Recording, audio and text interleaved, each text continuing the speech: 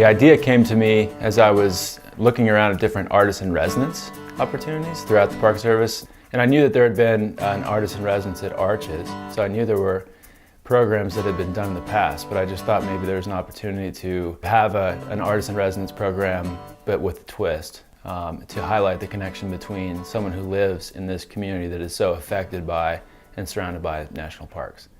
In the winter of 2009, the parks were approached by Chad Niehaus, a local artist, and we started talking about how to get a connection between community artists and our park visitors. And it was perfect timing. We really had been trying to put together some sort of program that involved artists, visitors, the parks. So it was a great opportunity to sit down with a local artist, decide how this would actually play out on the ground, and put it into action.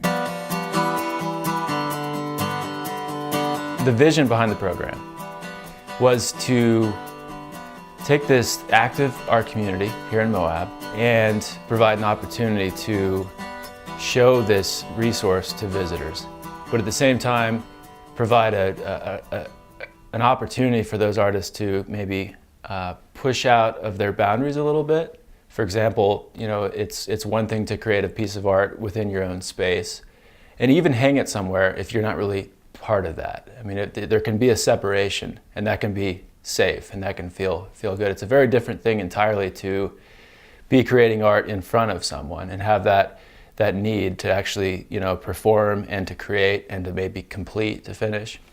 But also, it's a really good process or exercise to try to explain what in the world you're doing. So in my mind, what makes a really great community artist is someone who is very approachable, creates an environment in which visitors feel comfortable approaching the artist as they're working, someone who can easily express their passion for this place, either just directly through their medium or verbally to that visitor who approaches them in the field.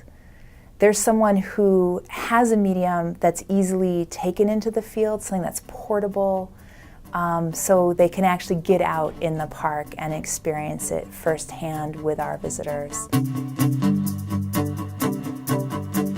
An artist that participates gets to see amazing places that he or she can get to know better through the creative process. The most significant leap of familiarity with our backyard here is to see it through the eyes of visitors. Other things that can benefit an artist are to really think about what they're doing and to set a goal. And that can be as simple as I want to create a certain body of work, but it's setting a goal of creating twice a week. It introduces a certain level of rigidity, which I think is beneficial. Taking a look at the 2009 program, there was so much that was successful about it. Chad was able to really connect with our visitors in the park. They were interested in what he was doing. His artwork was very accessible to our visitors that approached him in the field. They got a sense of his passion for this place and got more excited about this place in return. For the visitors who were able to take home a piece of his art from our bookstore, I think they have a tangible reminder of that special connection between the artist and the natural world, but also their own connection within it. I think the Community Artists in the Parks program offers one more context for people to appreciate their parks, kind of reinforcing how important the parks are for inspiration. And it doesn't have to be artistic inspiration, just inspiration. To go someplace and be inspired is a huge thing for people's lives. And to create a venue for that reminder that the National Park Service, for a lot of people, serves as that spark or that inspiration source. Not only do we have these lands set aside for enjoyment, we have people that are walking away ready to do things in a positive direction because of their experience with the land.